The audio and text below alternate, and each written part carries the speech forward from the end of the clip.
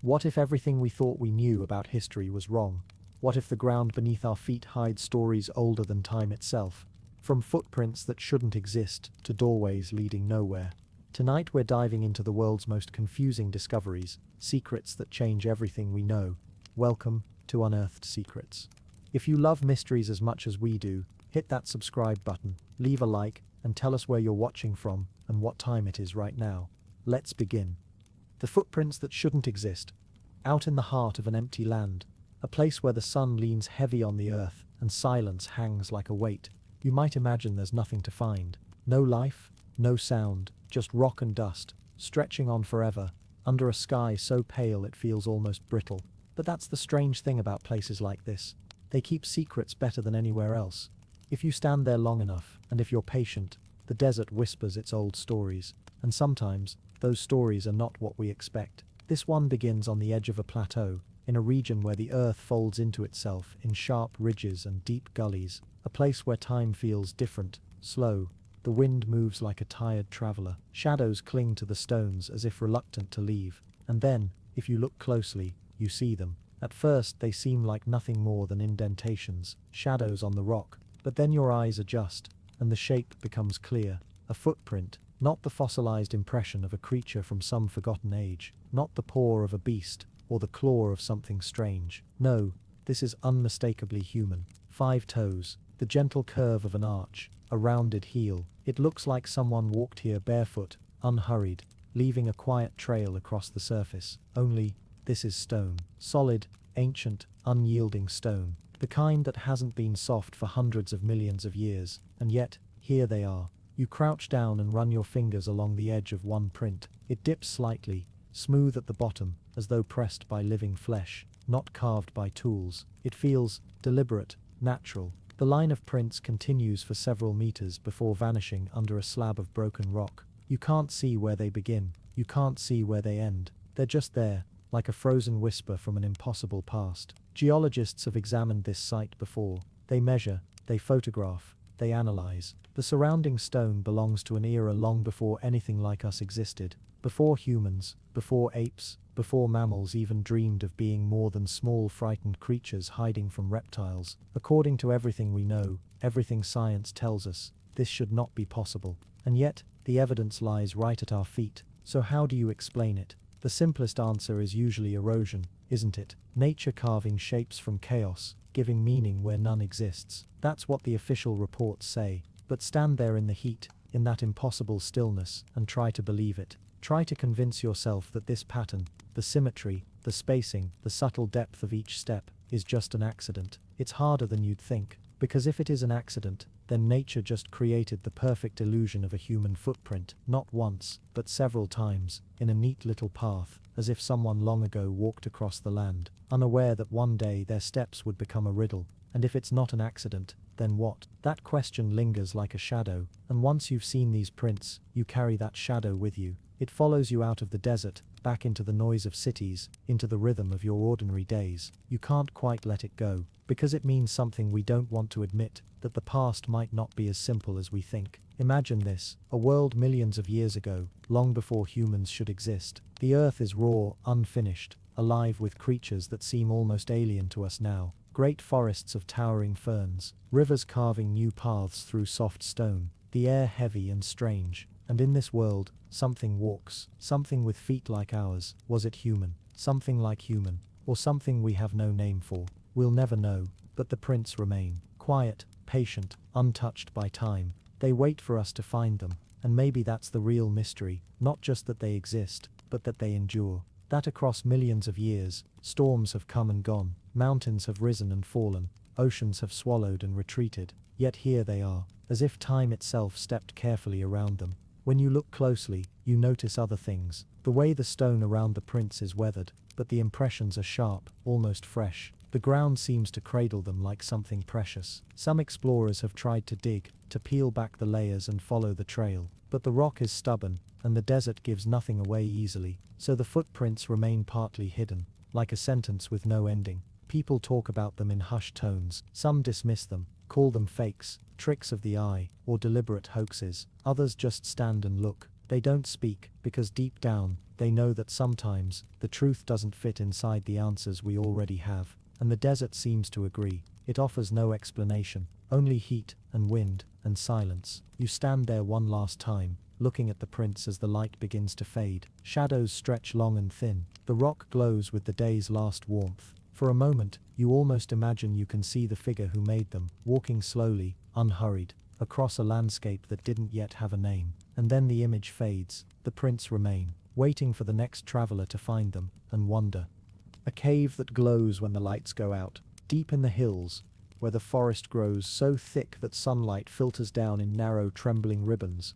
There's a place people whisper about, a cave, nothing unusual from the outside, just a dark opening at the base of a limestone ridge, half hidden by vines and moss. You could walk past it 100 times and never notice, but those who do, those who step inside, they never forget, because when the world goes dark, this cave begins to glow, not with fire, not with lamps, not with anything you can see during the day. Its secret only wakes when the light dies, and no one, not scientists, not explorers, not the people who've lived here for generations, can fully explain why. They call it the breathing cave. Some say it hums softly when night falls, a sound so faint you're never sure if it's real or just your mind playing tricks. Others claim the air tastes different inside, metallic, like rain on stone, and faintly sweet, as if the earth itself is exhaling something alive. The first written story about this place comes from an old diary, more than 100 years old. A man traveling alone described sheltering here during a storm.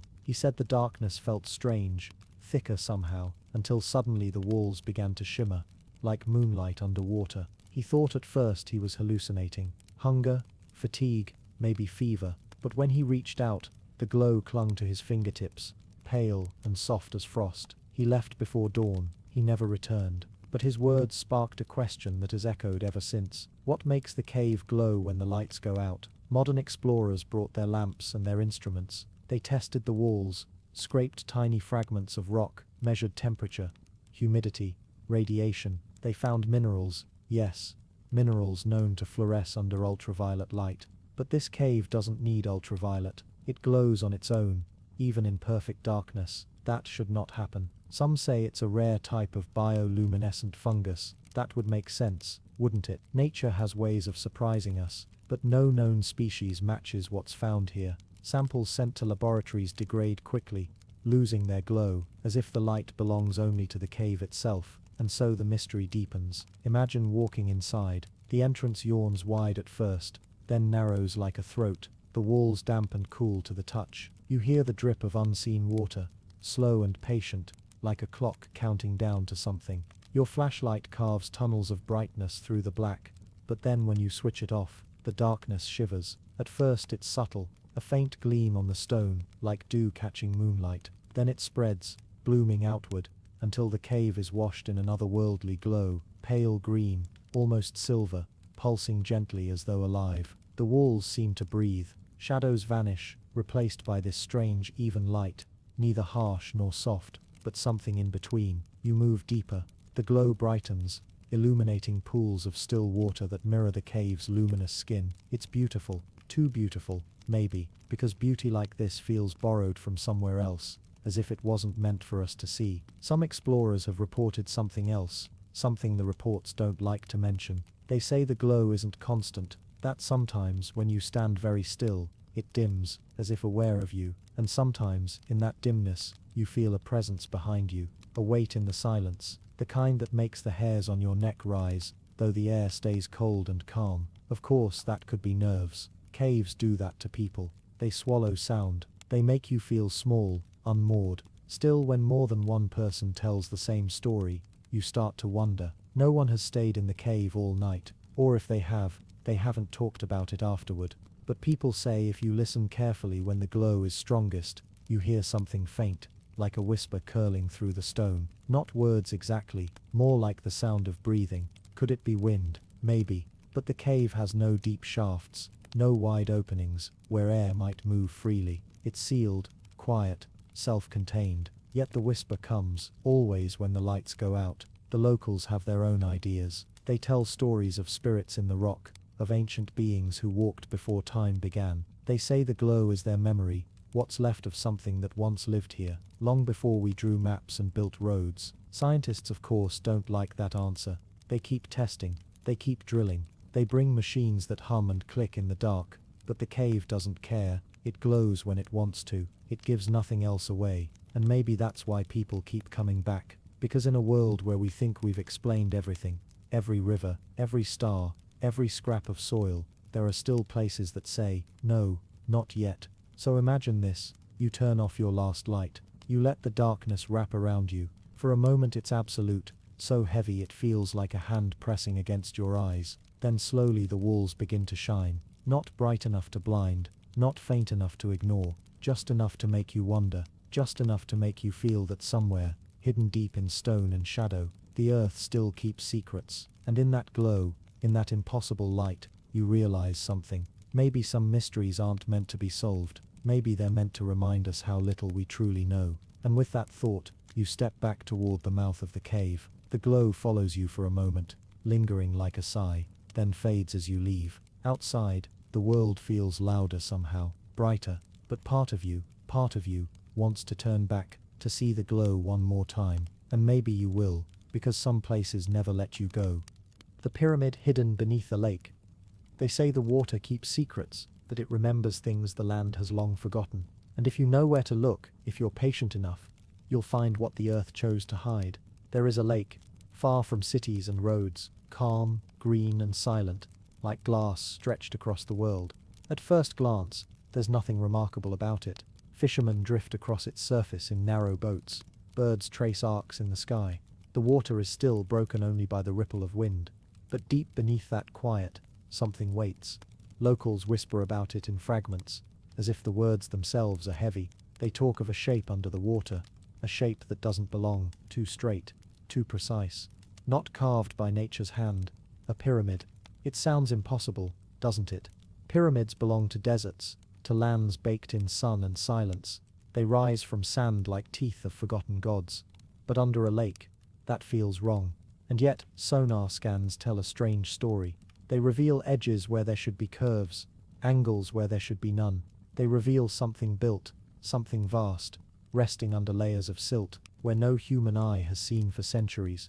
The first discovery came decades ago, almost by accident. Divers searching for ancient artifacts followed a rumor, just a rumor that something lay beneath the water. They expected driftwood, maybe ruins of an old pier. Instead, their lights swept across stone, not natural stone but blocks stacked with purpose, worn smooth by time and tide. They could only glimpse pieces. The water was murky, green with age, but those glimpses were enough, a sloping wall too large to belong to any temple known in this region. And then the edge of a staircase, plunging into darkness. Word spread, slowly because no one wanted to believe it. A pyramid hidden beneath a lake. That belongs in myths, not maps. But each new expedition brought back the same story. Massive stones, laid with uncanny precision, pointing towards something larger, deeper, stranger.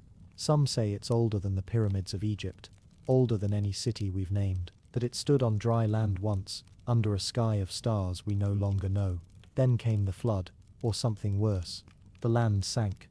The waters rose, and the pyramid, the city around it, the people who built it, all vanished into the lake's still heart. The locals have older stories. They tell of a time when the lake wasn't a lake at all, but a valley, green and alive. A time when the gods walked among them, or so the elders say, and taught their ancestors how to build monuments that could touch eternity. Of course, scientists have their theories. They talk of ancient civilizations, lost to rising seas or sudden quakes. They talk of migration, collapse, the slow erasure of history by water and wind. But for all their words, the truth stays buried. Imagine descending into that green silence. The surface shatters above you as you slip under, the sunlight breaking into shards. The deeper you go, the colder it gets.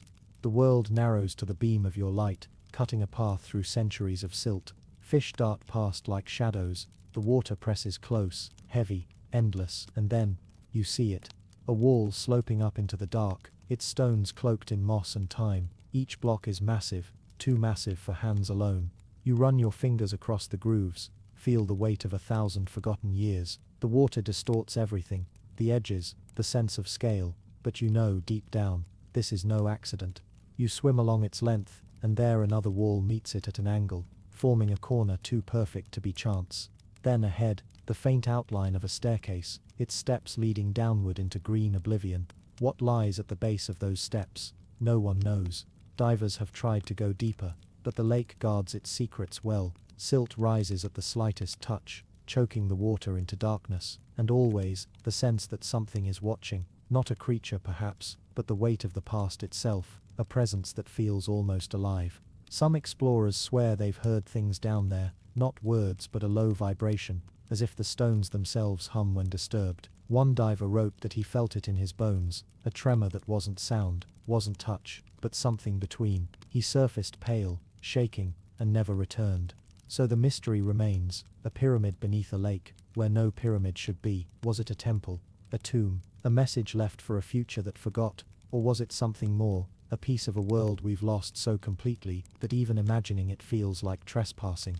They say if you stand on the lake's edge at night, when the wind dies and the water lies still, you can feel it, not see, feel. A pull, like a tide in your blood, whispering of something vast and silent below, a monument sleeping in the dark, dreaming of the sky it once touched.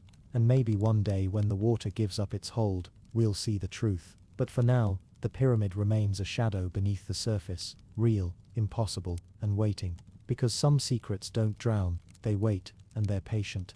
A giant handprint, pressed into ancient stone. There are moments in archaeology when everything feels like a puzzle falling into place. A shard here, a bone there, and suddenly you see the picture forming, the story of who we were. And then there are moments when that picture shatters. It begins, as so many mysteries do, in silence. A team of researchers hiking across a rocky plateau, following lines on a map, searching for signs of ancient life. The land around them is dry, the kind of dry that carries the memory of oceans long gone. The sun beats down, wind lifts small spirals of dust, and then one of them stops. At his feet, the rock is smooth, unnaturally so, like a surface shaped by purpose. But that isn't what freezes him. It's the mark, pressed into the stone. Clear as a fossil, yet stranger than any he's seen, is the shape of a hand. 5 fingers, a palm, each line etched deep, as though whoever, or whatever, left it pushed down with unimaginable force. But this hand, it's wrong. It isn't the size of a normal human hand. Not twice as large, not 3 times. Larger still, the span of it stretches wider than a man's chest. Each finger is thick, ending in rounded tips, like the impression of a living being, not a carving, not art. A print. The researchers gather around. Cameras click, measurements are taken. No one speaks for long minutes, because how do you speak when everything you thought you knew bends like heat on the horizon? The stone is ancient, older than cities, older than words. Geologists say it hardened millions of years ago, millions, before humans, before primates as we know them. And yet here is a handprint, mocking the timeline we cling to. Theories bloom like weeds. Could it be erosion, a trick of nature, shaping curves where we see meaning? But the details argue otherwise.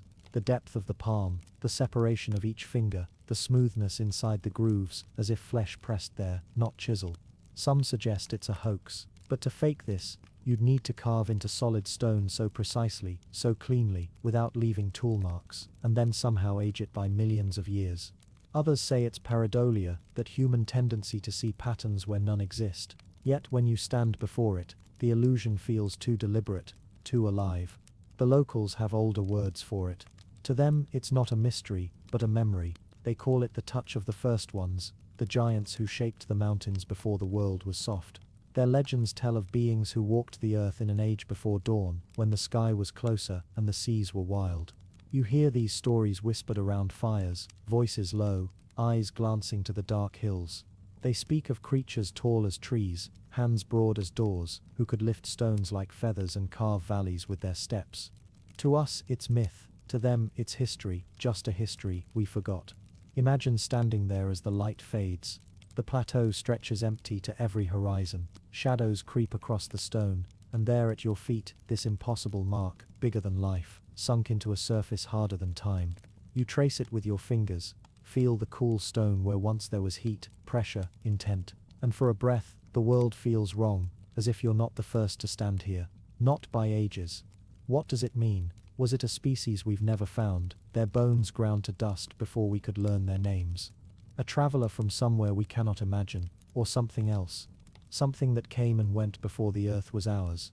Some say the handprint hums at night, that if you press your own hand into its shape under a full moon, you feel a pulse, not sound, not movement, but something beneath, like the memory of touch lingering in the stone.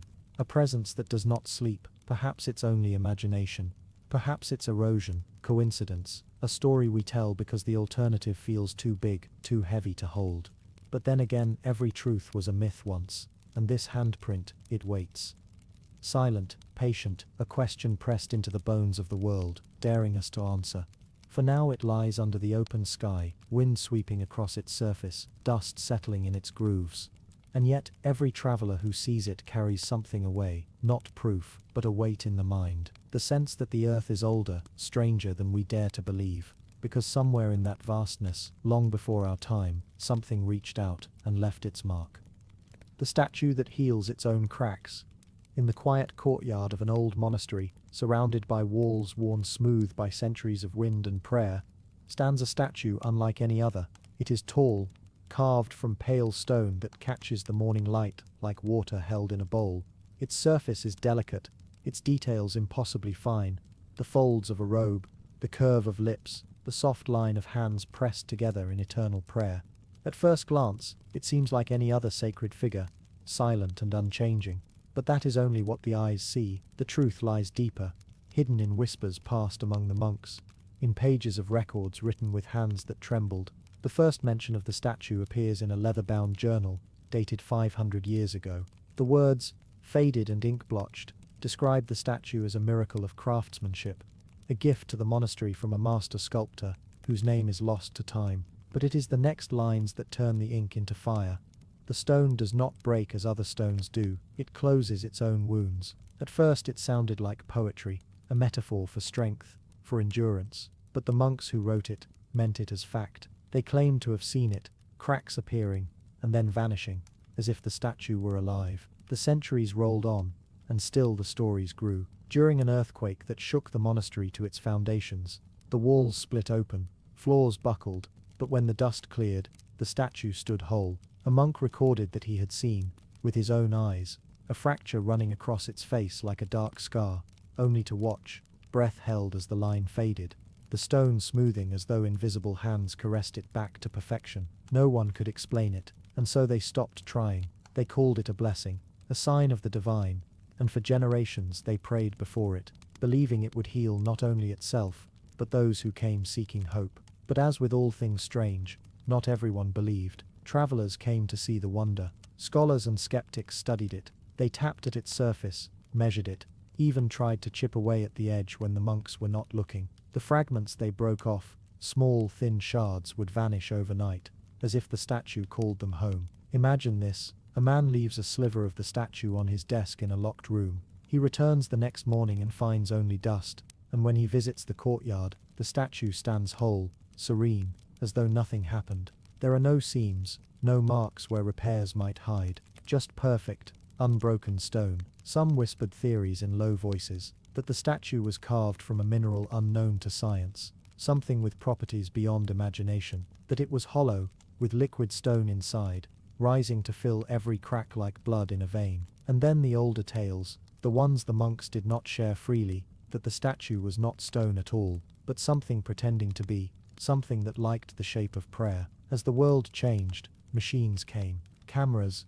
scanners, sensors. Experts spent months examining every inch. They found nothing, nothing except a faint vibration, so slight it could have been the hum of the earth itself. No wires, no mechanisms, no tricks. But the cracks still come, and they still vanish. Some say it happens only when no one is watching. Others claim they have seen it happen in full daylight, the fissures shrinking like closing wounds. It is never fast, more like the slow curling of mist, the gentle erasing of a line drawn in sand, but it happens. Over hours, sometimes days, the stone heals itself. There is a story, a quiet, unsettling one, about a monk who sat before the statue for 7 nights without moving, determined to see the miracle with his own eyes. On the 8th day, they found him in the courtyard, still seated, his eyes wide open and unblinking.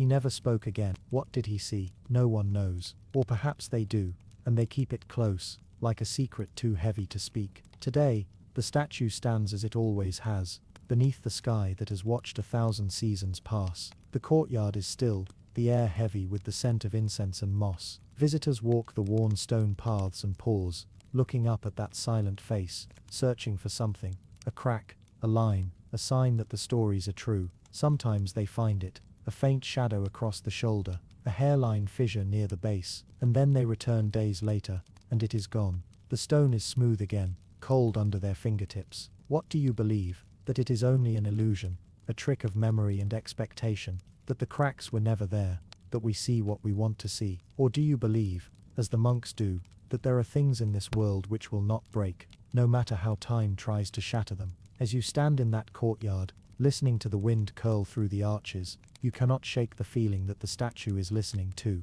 that behind the stillness of its carved eyes, there is something aware, patient, waiting, and when you leave, you will look back one last time, and perhaps just for an instant, you will think you see it move. The sphere that hums in the night, far from the glow of cities, in the heart of a dense forest where the trees stand like silent watchmen, there lies a clearing that locals speak of only in whispers. It is there on a patch of earth where nothing grows, that the sphere rests, smooth, featureless, and dark as a polished shadow. It is not large, small enough to fit into your arms, but its weight is said to be almost unbearable. Those who have tried to lift it say it feels heavier than any stone its size should be. Yet when rolled, it glides as if the earth itself leans to help it move. The sphere has no markings, no seams, nothing that reveals what it is, or who made it. But at night, when the forest settles into its deep, secret silence, the hum begins.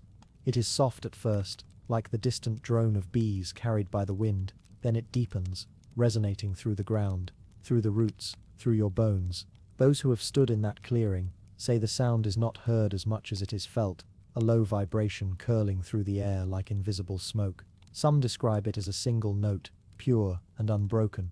Others swear it shifts, climbing and falling like a song without words. No one agrees on the tone, but all agree on one thing: it does not stop. Once the hum begins, it carries on until dawn, fading only when the first light spills across the treetops. There is a story from decades ago about a group of hunters who camped too close to the clearing. They woke in the middle of the night to the hum, rising like a tide beneath their feet. At first they thought it was the wind, then they felt the ground trembling, as though something beneath the soil was moving. One of them walked toward the sound, and never came back. When the others searched for him at first light, they found no footprints beyond the clearing, just the sphere, sitting in the same place as before, smooth, silent, waiting. Some believe it is a meteorite, a fragment from the dark spaces between stars, but geologists who examined it disagreed. It is not any metal they know, it is not stone either. Its density is wrong, far too great for its size, almost as if it were a fragment of something much larger, something ancient beyond imagining. Others suggest it is man-made, the remnant of some forgotten civilization, or perhaps an object crafted by hands not human at all. Theories bloom and wither like wild flowers. A machine left behind, a message, a seed of something not yet awakened. Scientists have tried to study it, of course. They have scanned it, drilled at its surface, even submerged it in acid. Nothing marks it, nothing penetrates its skin. When struck, it does not ring like metal. It answers with a deep, soft note that seems to vibrate through the chest, as if the sphere is not solid, but hollow, holding some hidden resonance within. One experiment stands out among the rest. A team placed the sphere in a soundproof chamber, sensors around it, microphones so sensitive they could hear the scrape of dust falling. For 2 days nothing happened. On the third night, just after midnight, the hum began. The researchers froze, watching their instruments tremble with the force of a sound they could not fully capture. The walls of the chamber did not block it. The hum slipped through every barrier, spreading through the building, the floors, the bones of everyone inside. It grew louder until the scientists, calm, rational people, fled the room, leaving their cameras to watch, and on the recording, they say something strange happened. The hum began to shift. It was no longer one note, but many layers of sound intertwining, rising and falling in patterns too precise to be random, almost like language, almost like a voice. And then as the first trace of dawn brushed the sky, it stopped. Silence flooded the room, so sudden and heavy it pressed against the ears. The instruments showed nothing unusual. The sphere sat still, dark and mute, as if it had never made a sound. The data they collected was incomplete. The recordings, corrupted by frequencies beyond their range, were useless, but those who were there never forgot. Some nights they dream of the hum, soft and low, curling at the edges of sleep, like a song that is almost familiar. Some say they wake to hear it faintly, far away, as if the sphere is calling them back. The clearing remains. The sphere remains. The forest grows thick around it, roots twisting close, as if trying to hold it down, or perhaps protect it. People still go there, drawn by curiosity or something deeper. Some return with stories of the hum vibrating through their bones. Others do not return at all. There is one more story, rarely told. A man who lived near the forest claimed that one night, as he walked past the trees, he saw the clearing lit with a strange glow, not from the moon, but from the sphere itself. He said it pulsed with light like a beating heart, each flash in perfect rhythm with the hum, as if the sphere was alive. He ran, of course, who wouldn't?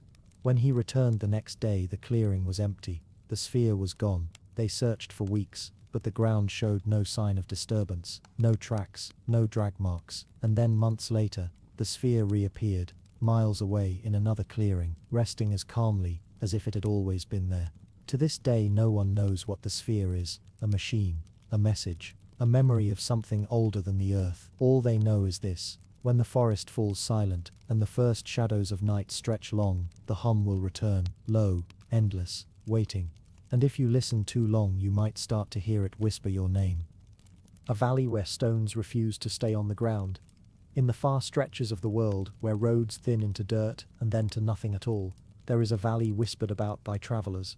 A hollow carved between two ridges of jagged hills, barren and silent, except for the wind that sometimes coils through like a restless ghost.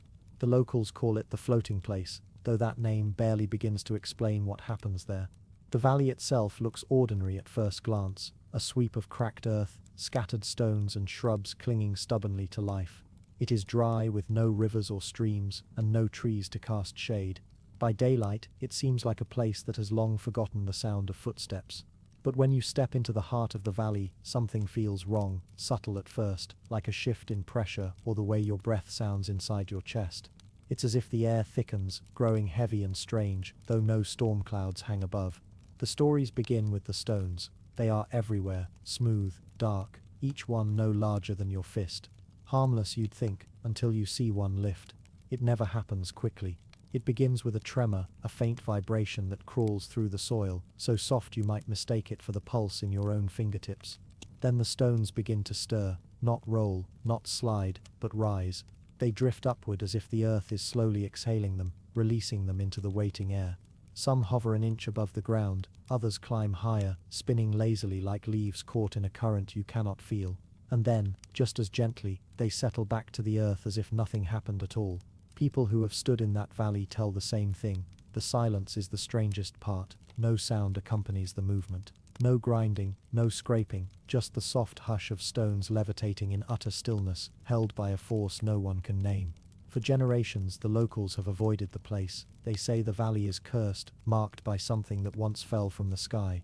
Some elders speak of a star that burned across the heavens long ago, tearing into the earth where the valley now lies. They believe the stones are fragments of that ancient fire, carrying the memory of weightlessness in their cold hearts.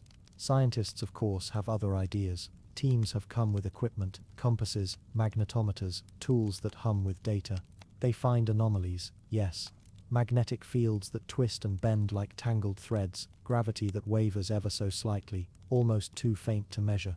Some leave with notebooks full of numbers, charts that try to explain the unexplainable. Others leave in silence, their instruments inexplicably failing, screens flashing static until they're beyond the valley's edge. There are theories, of course. Some say it's the Earth's magnetism gone awry, a rare alignment of forces beneath the crust. Others point to minerals buried deep below, iron perhaps, or something stranger, something unknown to science. A few whisper about anti-gravity pockets, remnants of phenomena we have no language for.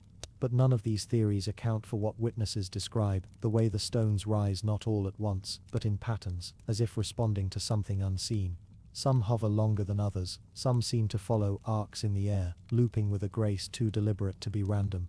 One man, an old traveler, once claimed that he spent a night in the valley, determined to see if the stories were true. At first, nothing happened. The moon climbed, silvering the rocks, and the air grew colder than it should have been. He was about to give up when he heard it, a faint sound like the hum of distant bees, low and steady. And then the stones began to rise, slow as dreams, circling him like a dance performed for no audience but the stars.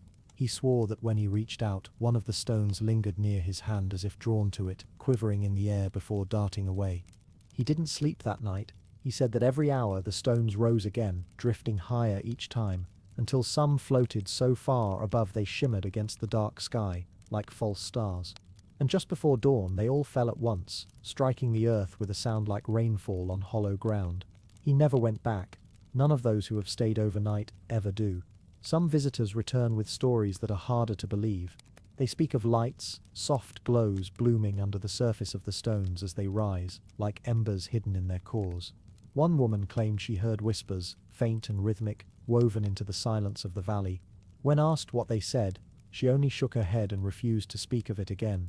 And then there are the vanishings, rare but enough to feed the legend. A pair of hikers, last seen entering the valley at dusk. Their tracks led inward, but never out. When the search teams came, they found no tents, no gear, no bodies, only a scattering of stones, many of them strangely warm to the touch, as if they had been held in unseen hands. Even stranger are the photographs, images taken by those who dared to document the phenomenon.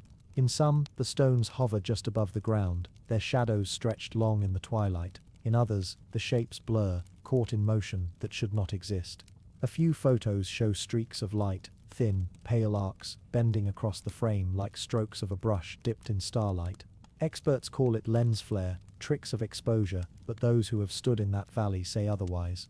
There is a place, near the center of the hollow, where the stones rise higher and linger longer.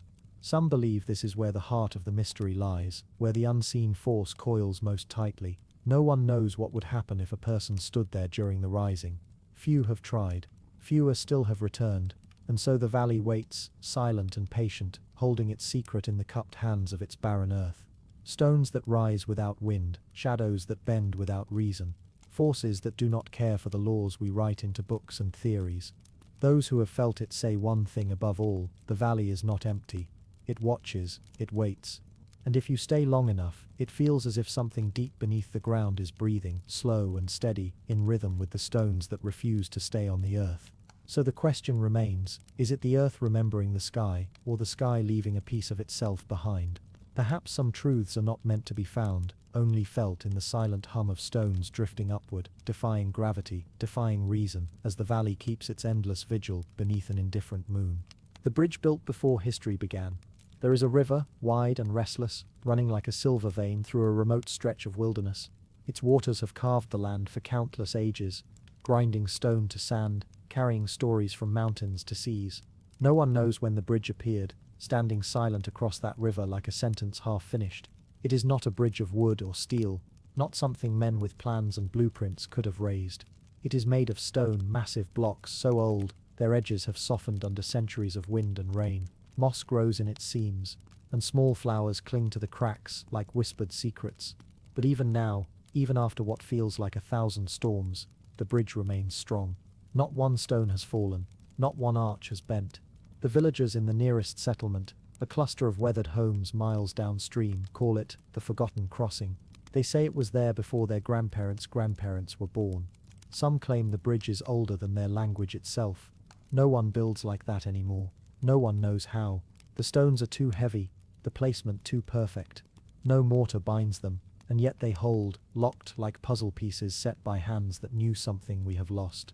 At first glance, it seems almost Roman in design, broad arches rising in graceful curves, but the Romans were never here. No empire ever claimed this wilderness. There are no ruins, no roads, nothing to explain why a bridge would stand in the middle of nowhere. It connects nothing to nothing. Wild forest on one side, empty plains on the other. There are no signs that anyone ever needed to cross. Some travelers say the stones whisper when you walk upon them. Not words exactly, just a hum, a vibration under your boots, as if the bridge remembers the footsteps of those long gone. Others say the hum is stronger at night, especially when the moon hangs low and pale over the water.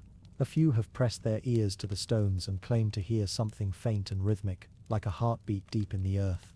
Archaeologists have come, of course. They measure, they sketch, they chip fragments to test in their sterile labs. But every attempt to date the stones fails. They are too old for their tools, too ancient for their scales. Some results come back absurd, tens of thousands of years, long before the first cities rose from mud and reed. Others point to something even stranger. The stones themselves are older than the river they span. That should be impossible, and yet the numbers whisper otherwise. The river beneath the bridge runs deep and dark, its surface smooth in the still hours, boiling with hidden currents when storms sweep through. No one swims there. They say the water pulls harder under the bridge, as if something waits below. A handful of fishermen once tied their boats to the stone pillars, thinking to rest in the shade. They never tried again. Not after the night they heard the grinding. It was late, and the river was calm when the sound began. A deep, slow scrape like stone shifting against stone. At first they thought it was the current dragging driftwood against the pillars. But the sound grew louder, rhythmic, almost deliberate, echoing through the arches like a voice trying to form words. One man leaned over the edge, lantern in hand, and swore he saw something move in the water. Not a fish, not a log. Something pale and vast, sliding through the dark like a shadow that did not belong. By dawn, the sound was gone. But the men packed their nets and left the river for good. They would not even look at the bridge as they rowed away. Some say the bridge is a relic from a time before maps, before memory. They whisper that the world was different then, that the seas were higher, or lower, and this span once linked lands now lost. Others believe it was never meant for people at all. They point to carvings faintly etched into the inner stones, shapes worn smooth by centuries, but still there. If you look closely, spirals, interlocking circles, lines that curve and twist in patterns no one has ever decoded. They do not resemble any writing we know. One researcher claimed the patterns matched something he had seen in petroglyphs thousands of miles away, carved into cliffs by a vanished people. Another said the spirals echoed constellations, but from a sky that no longer exists, stars shifted by the slow dance of time. If that is true, then the bridge was built when the heavens themselves wore a different face. And then there are the legends. They speak of giants who walked the earth before men, shaping stone with their bare hands. They say the bridge was theirs, a path between realms, abandoned when the giants vanished into whatever shadow swallowed them. Others whisper of gods, of beings who strode through fire and storm, leaving behind a handful of works too stubborn to crumble. But perhaps the strangest tales are the quiet ones, told by those who have lingered too long near the arches. They speak of footsteps echoing in the night, slow and heavy, though no one walks the bridge, of lanterns flickering out without wind, of voices soft, almost tender, calling names no living tongue can shape. One story tells of a man who dared to sleep upon the bridge, wrapped in a blanket beneath the arch of stars. When he woke, his bedroll lay on the far side of the river, though he swore he never moved. Another speaks of travelers who crossed at dusk and found themselves stepping into dawn, though the night had barely begun.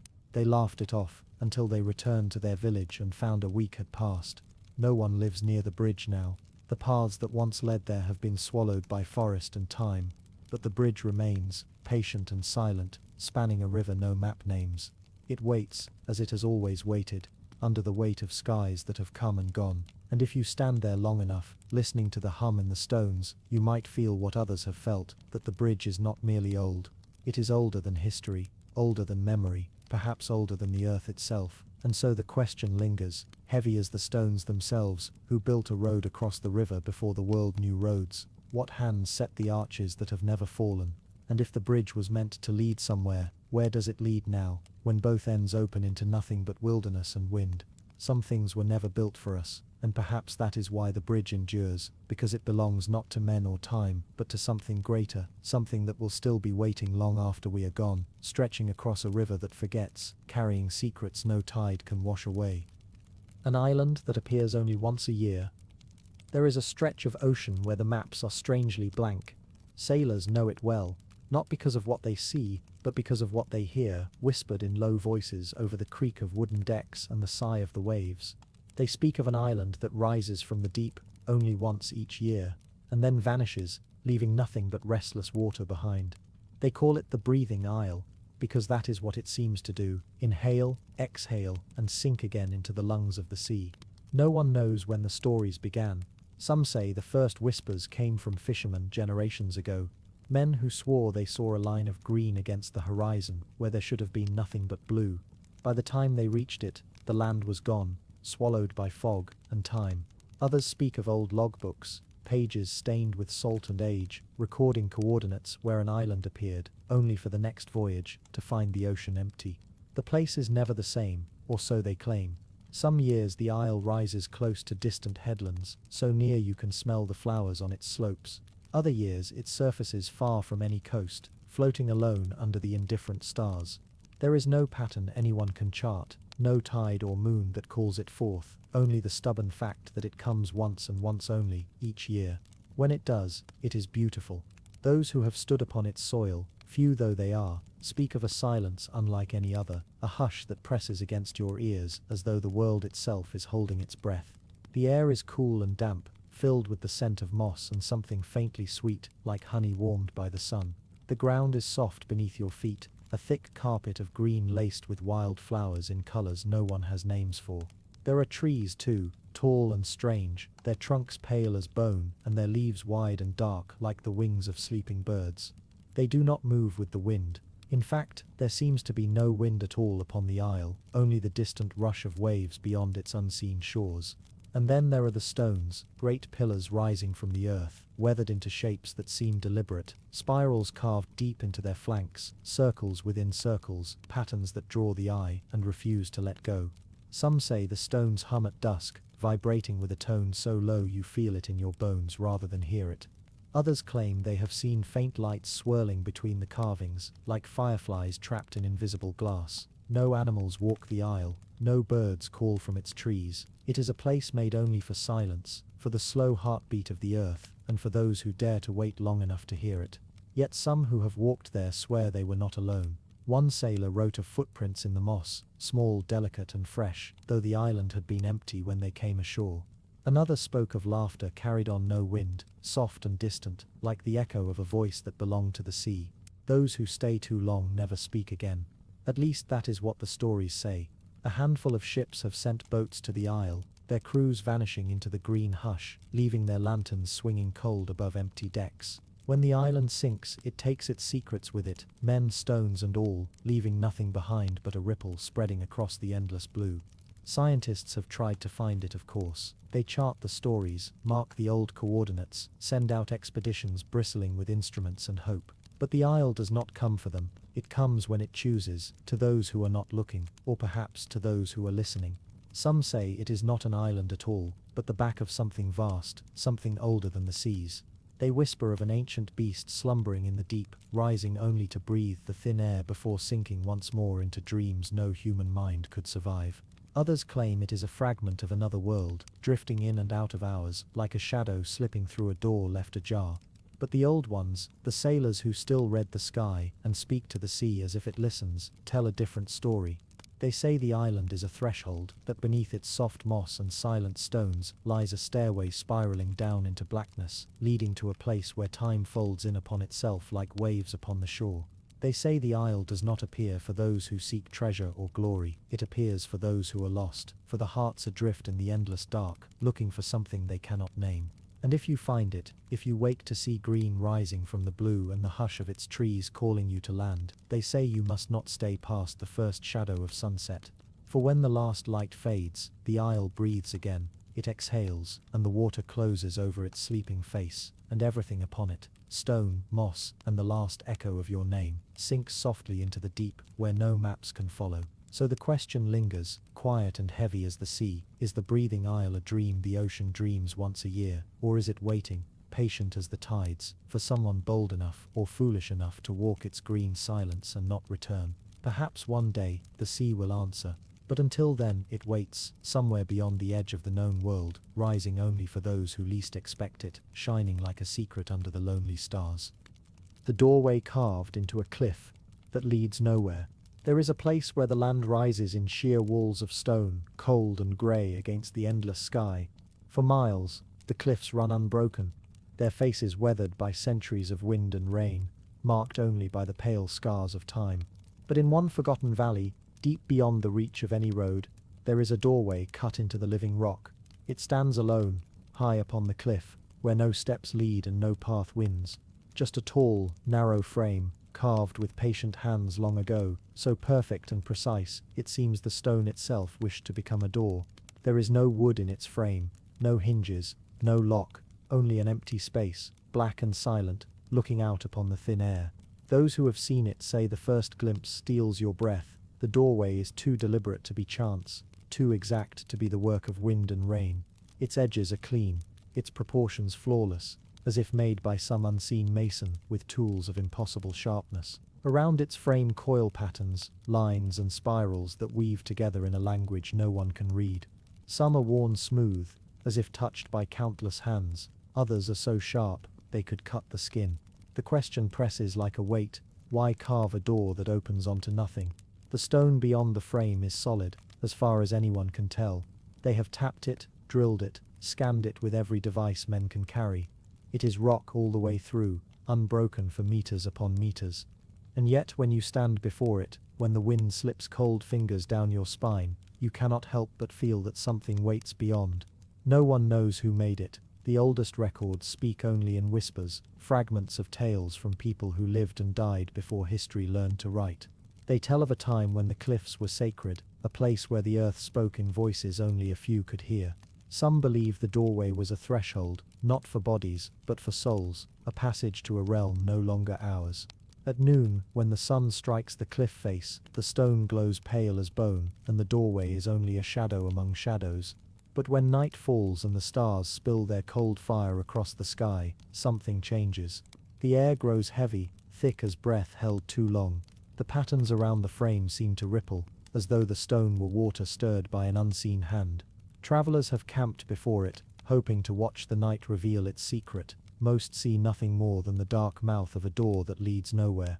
But a few, just a few, speak of other things, of light spilling through the emptiness, a pale glow that shines without source, of whispers curling from the black, soft as falling dust, in voices not their own. One man swore he saw a figure standing beyond the frame, tall and still, its face hidden in the glow. When he called out, the light blinked away like the shuttering of an eye, and the doorway was empty once more. He left before dawn, and no one ever saw him again.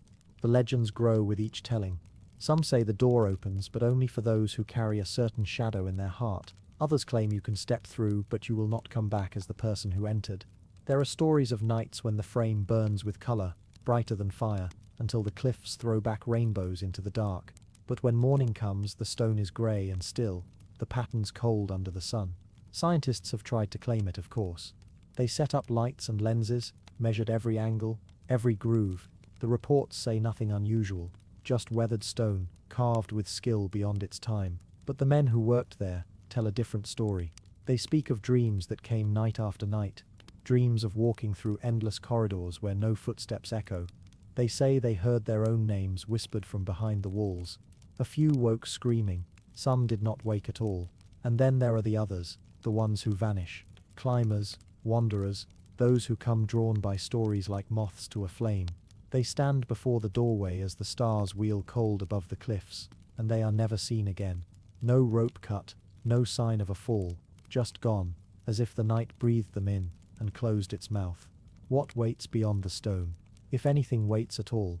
Some believe the doorway was never meant for us, that it is older than men, older than words, older even than the cliffs that cradle it. A relic from a time when the world was porous, when what lies beyond could slip through and look at us from the dark. Others whisper that the door does not lead to another world, but to another time, that stepping through it is not a journey outward, but inward, into the deep places where the past and the future coil together like roots in the black earth. And perhaps they are all wrong. Perhaps it is nothing more than a hollow frame, a work of hands long turned to dust, a riddle without an answer. But still the question lingers, patient and sharp as the carvings on its face. If the doorway was made to lead nowhere, why does it feel as though something waits on the other side? And if one night you should find yourself standing before it, with the stars like frozen eyes and the wind breathing low against the stone, would you step through? Whispers from beneath an abandoned desert. The desert has a way of swallowing sound. Out here, the wind hums low against the dunes, and even your own footsteps feel like they fade before they truly fall. There are no birds, no streams, nothing but the whisper of sand sliding over sand. And yet, in the hollow places of this emptiness, people say they have heard voices, not the howl of wind or the groan of shifting stone, but voices, soft and slow, like someone speaking from the bottom of a dream. The first stories came from wanderers, men who walked the desert under the long eye of the sun and came back changed. They said that at night, when the stars burned close enough to touch, they heard something moving beneath the ground, not footsteps, not beasts, words. It begins as a murmur, faint as breath against glass, a tone without shape, curling up from the sand in threads too thin to catch. If you stand very still, they say, you can almost understand, not in any tongue you know, but in something older, a rhythm that tugs at the bones, something the blood remembers, even if the mind does not. There is a place the maps call empty, though no one goes there now. A stretch of dunes that roll like waves, gold by day and iron by night. But in the heart of that silence, there is a hollow, a shallow basin ringed by black stone, burned and cracked, as if by fire, long gone cold. And in that hollow stands a ruin, half buried, leaning like a tooth of some ancient jaw. The ruin is nothing more than a mouth of stone, its lintel broken, its pillars worn thin by centuries of wind. The carvings that coil across its face are worn to ghosts, lines that mean nothing to the eye, but press against the mind like distant thunder. No one knows who built it. No one knows why. The oldest tribes tell of a city that stood there once, a city with walls white as salt and towers that drank the stars, a city that fell, not to war or fire, but to something that came up from the dark below. They say the earth opened like a mouth and swallowed it whole. And in the centuries since, the desert has been closing its teeth around the wound. The whispers, they claim, are what's left, the breath of that buried city, rising like smoke through the cracks. Some say it is not a city at all, but a tomb, and the voices are the restless dead, calling to anyone who will listen. Others believe the whispers are older than death, older than stone, that they are not voices but thoughts, thoughts that were never human. When night falls on the hollow, the air changes, the heat bleeds away, and the stars hang like lanterns in a sky black as oil. The dunes turn silver, and the ruin glows faintly, as if the stone remembers fire. And then, if you stand close enough to the broken doorway, you will hear it, the sound of sand moving in slow spirals, the sigh of air drawn through cracks deep in the rock, and beneath it, almost too soft to name, the murmuring begins. It does not come from the wind. The wind rushes high above, cold and sharp. This sound rises from below, winding upward like smoke through a chimney. It is layered, as if many voices speak at once, some deep and slow, others thin as wire. They do not cry out, they do not wail. They only speak, steady and calm, like priests at a prayer no living man has learned. Those who linger too long say the whispers change as you listen. At first they are nothing but sound, a tide against the hollow of your ear. But then, slow as dawn, meaning blooms inside them. Not words you can repeat, but wait. Shapes that form in the dark behind your eyes, faces you have never seen. Doors opening onto corridors that spiral down and never end. Some who hear it run. They stumble through the dunes until their breath is ash, until the sky turns grey and the sun burns their skin. They never go back. But a few do not run. A few stay. The desert does not give them back. Their camps are found days later, tents half buried, fires burned to ash, bowls of water rimmed with dust. Sometimes there are footprints leading away, pressed deep into the sand. They do not wander far before they vanish, as if the earth has drawn them down like a breath. There is one more thing. The voices, if you listen long enough, they begin to call you by name. No one knows how, but those who fled swear it. They say the sound curls into syllables, soft and low, until the desert itself is speaking with your voice, saying things you have never said. Promises, warnings, prayers.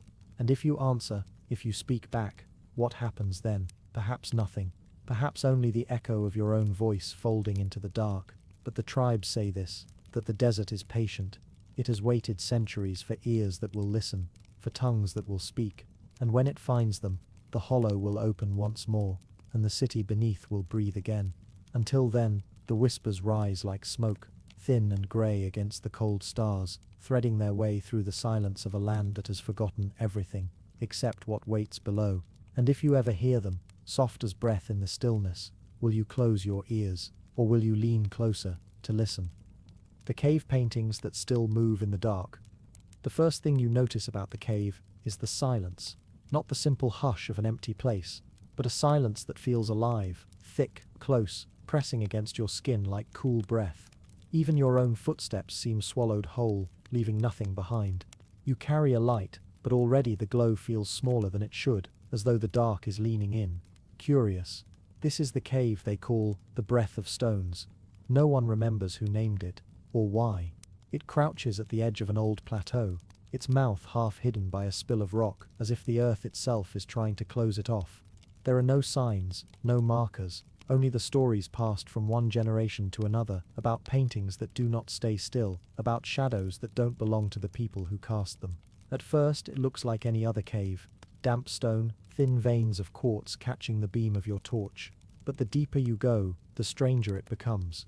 The walls curve inward like ribs, water drips, slow and rhythmic, from a ceiling you can't quite see. The air tastes faintly of iron, as though something in the dark has been bleeding for a very long time, and then you see them.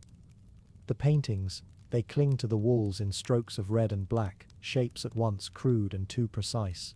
At first glance, they are simple scenes, hunters with spears, beasts with horns like branches, spirals and dots that twist into patterns your mind wants to follow. Thousands of years old, the experts say, made by hands that never held metal, never saw a wheel, never spoke a word you would understand. But the longer you look, the less certain you feel. The hunters, they seem taller than you first thought. Too tall, their arms bend wrong, their legs taper to points like pins. The beasts, they have too many eyes. Their jaws stretch wide, past the hinge of bone, and those spirals, they do not stop. They keep going, inward and inward, until you feel as though you are falling. The guidebooks say the figures appear to move in torchlight, because the flames flicker against uneven stone, a trick of the eye, a play of shadow. But here's the thing. Your light does not flicker, and still, they move. Slowly at first, a shift of a limb, a tilt of a head, a shadow where there was none before. You blink, and the hunter's spear is no longer raised but thrust forward, point first, towards something unseen. The beast has turned its many eyes toward you, and then, a sound. It comes from nowhere and everywhere at once. Not a voice, not a word, just a low, trembling hum that curls through the stone like smoke. You feel it in your teeth, in the soft hinge of your jaw. Your torch seems dimmer now. The walls press closer, the paintings breathe. Yes, breathe. You see the rise and fall, subtle as a pulse beneath the skin of stone. The hunters swell as if drawing breath, their thin ribs shifting.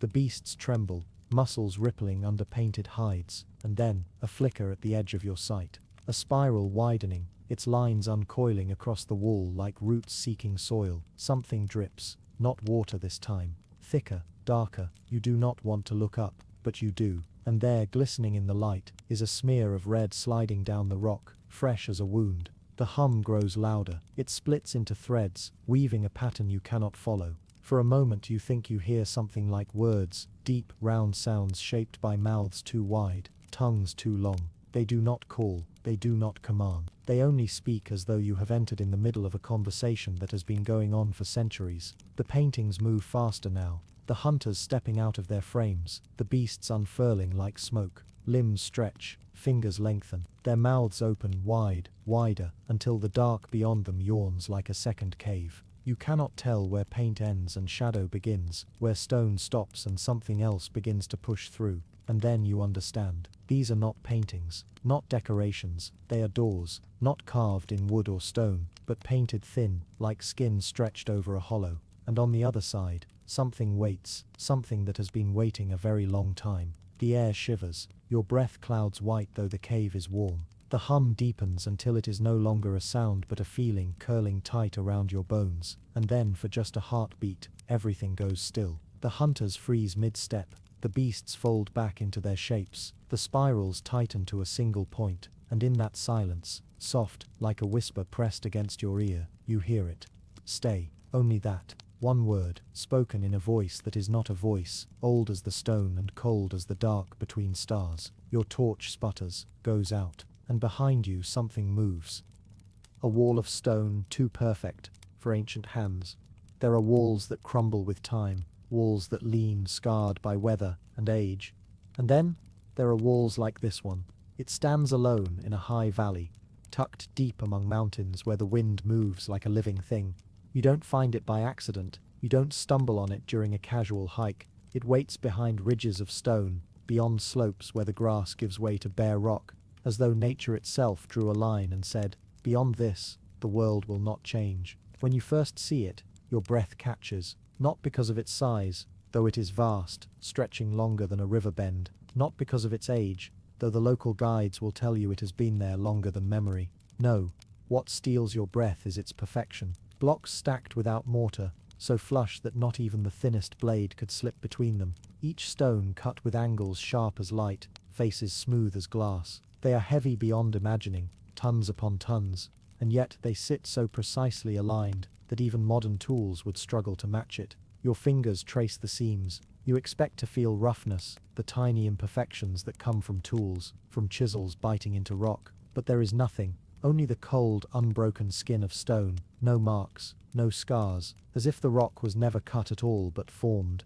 molded, poured into shape by hands that knew a secret no longer ours. The guide shrugs when you ask. People made it, he says, long ago. People, with stone hammers, with ropes and sweat, and years of effort. That's what they tell you. That's what the books will echo. But the longer you stare, the harder it is to believe, because this wall, this impossible wall, looks less like the work of men, and more like the dream of something else. And then there is the sound. At first you don't notice it, a faint hum, deep in the bones of the rock. You press your ear to the stone and there it is, soft, steady, like a breath drawn and held. The guide says it's nothing. The wind, he insists, though the air is still, but you know better. You feel it in your ribs, a vibration that does not belong to empty stone. The locals will not come here at night. They tell stories in low voices, of lights blooming along the seams like veins of fire, of figures walking the wall's length when the moon is high, shadows with no weight, no feet, to mark the dust. Some say the wall is a boundary, not a defense, not a ruin, but a door, sealed against something on the other side. Others whisper it was never built at all, that it rose in a single breath, like frost forming on glass, drawn up from the bones of the earth, by a will that was not human.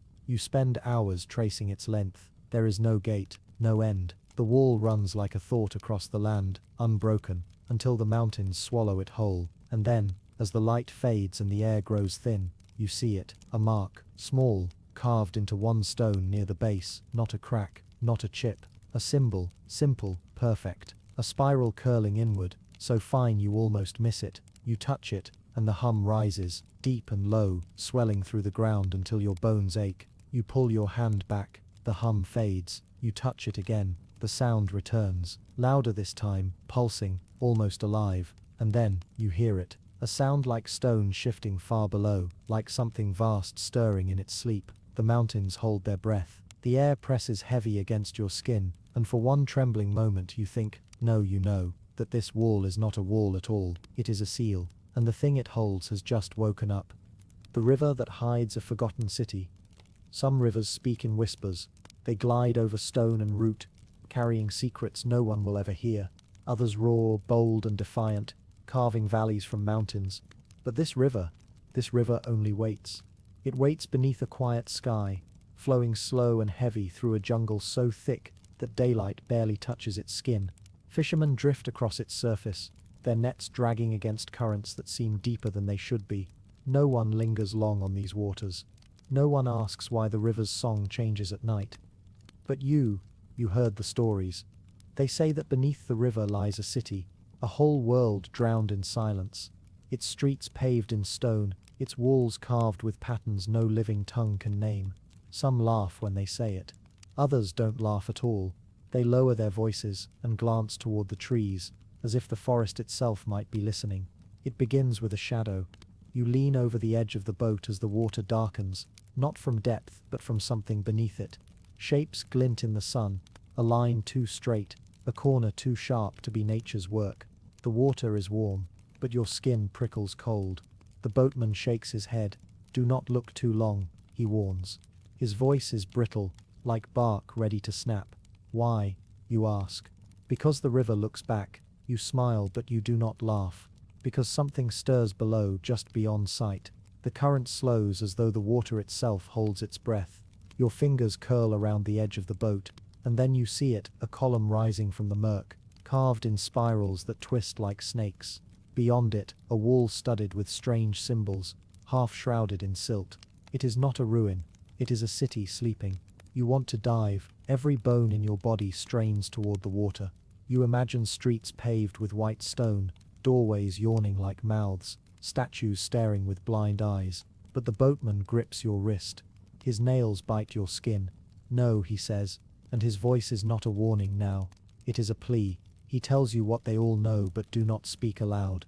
That sometimes shapes rise from the depths. Not fish, not logs, but figures walking just beneath the surface. That the water blooms red without reason, and voices echo from the deep on nights when the moon hangs low. You glance back, and then you see it, just for a heartbeat. A face, not human. No, not quite. It hovers in the green haze below, pale as bone, its mouth open but silent. The current spins it away before you can breathe. You pull back. Your chest aches with a hunger you do not understand, as though something in that drowned city calls to you, not with words but with memory. And for a moment, you wonder if you've been here before. The boatman rows harder now, as though the river itself tugs at him. You do not speak. You do not look back. But long after the shore swallows you, the feeling clings. The city is not gone. It is waiting, and it knows your name. The tower that resists time and storms. There is a road you've never taken. It winds through valleys that smell of moss and rain, curling like a ribbon through forests where no sound of engines has ever lived.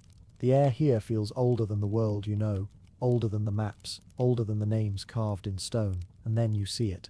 A silhouette on the horizon, a single tower rising higher than the trees, its edges worn but unbroken. Its color is neither grey nor brown, but something between, like the bones of a creature the earth forgot to bury. No one knows who built it. No one knows when. You've heard the stories, told in voices that bend toward whispers, that the tower has no door, that storms break around it like waves against a cliff, yet never scar its face. That time has no claim here. It is always the same, always standing. You leave the road and walk toward it. The ground softens beneath your feet, thick with leaves that have fallen for centuries, and still the tower rises higher with every step, until your neck aches to follow its crown into the clouds.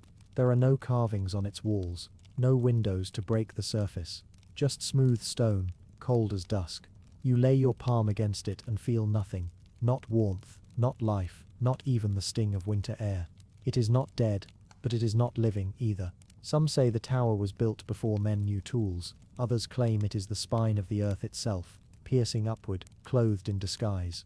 Lightning flashes in the distance, a jagged scar across the sky. Thunder rolls a slow warning through the hills. But here, nothing moves. The trees do not shiver. The tower does not tremble. The storm comes and the storm goes, and the tower simply waits. You walk its base, searching for an entrance. There is none, not a crack, not a seam. It is as though the tower was poured from the sky in a single breath and left here to outlast the world. And then you notice something. The moss. It clings to every rock in the forest, every fallen trunk. But not here. The tower's skin is bare, untouched by green or grey. Rain beads and slides away without a trace, as if the stone will not let time stain it. Night begins to fall. Shadows gather like ink at your feet, and still you linger, circling, tracing, hoping for a sign. You press your ear to the wall, and there. A sound, soft, slow, not a hum, not a whisper, but something between, pulsing in time with nothing you know. You pull away. The stone is silent again. The moon rises, pale and watchful, casting the tower in silver light. For the first time you see something near its peak, a fracture maybe, or the illusion of one. A line like a scar, so faint it could be a trick of the night. You cannot climb it. There are no holds, no steps, and yet, something in you aches to try, because now you feel it, deep in your chest. This tower is not waiting for the world to change. It is waiting for you. A temple buried under layers of fire. There are places where the earth remembers more than we ever will, places where the ground holds secrets so heavy, they press against the roots of mountains and whisper through the cracks in the stone. And in one such place, far from any road, beneath fields that bloom with wildflowers every spring, there is a silence that hides something unthinkable. They say the temple was once the heart of a city older than the rivers, older than the names carved on the first tablets. Its people worshipped in halls of polished stone, their voices echoing in chambers lit by oil and sun. They built with precision that mocks the crumbling walls of time, carving blocks so vast and perfect that even now the joints seem to defy the passing of centuries. but the city is gone. Swallowed whole, not by the slow crawl of decay, nor by the patient hunger of vines, but by fire. Fire so fierce it melted the stone into glass. Fire that turned the very earth into a black ocean of hardened ash. When you first hear the story, it sounds impossible. A fire hot enough to bury a temple under its own fury. Fire without wood, without wind, without end. And yet the layers remain. Geologists measure them in meters, one band of scorched earth after another, stacked like the pages of a book that no one knows how to read. You stand on that ground now. The air smells of grass and rain, innocent as any countryside. Birds call from the distance. But beneath your feet, 20 meters down, a temple sleeps in darkness, entombed in fire, that died thousands of years ago. They drilled once, decades ago. The story goes that when the core sample came up, the drill bit was fused into a curl of metal, as though it had bitten into something the earth still remembered as flame. The fragments of stone they pulled were black and glassy, their edges smooth, their surfaces rippled like water frozen in a storm. Some believe it was a volcano, but there is no cone, no crater, no scar, where a mountain should have been. Others whisper of something stranger. Fire called down, not from the earth, but from the sky. The myths of the region speak of a day when the sun fell twice, when a second light burned brighter than the first, turning noon into a world of shadows and screams. A light so hot it carved shadows into stone, burned walls to sand, and sealed the temple under a lid of molten earth. But if that were true, what fell? And who, or what, called it down? Archaeologists have mapped the ruins through ground-penetrating radar. What they see only deepens the mystery.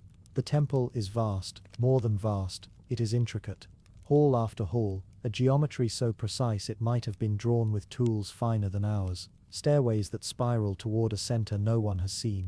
And at that center, a void, a chamber so black on the scan that it swallows the signal like a throat. What could burn an entire city, and yet leave a hollow that nothing dares to fill? Night comes while you stand there. The wind slides through the grass like fingers combing through hair. The stars burn cold above you, and for a moment you imagine the second sun, the one that fell, still out there, wandering through the dark like a wolf that has tasted blood, and under your boots the temple waits, layer upon layer of silent fire pressing down on its bones. The people who built it are gone. Their prayers are ash, but the shape of what they made endures unbroken, as if it was never meant for them, as if it is waiting for someone who can wake it. The machine found inside, a 2,000-year-old wreck. The sea is patient. It takes what it wants, and it keeps it sometimes for days, sometimes for centuries.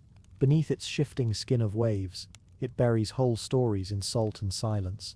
And sometimes, when we're lucky or foolish enough to look too closely, it gives one back. In the year 1901, a group of sponge divers off the coast of Antikythera, a small island in Greece, stumbled onto something strange.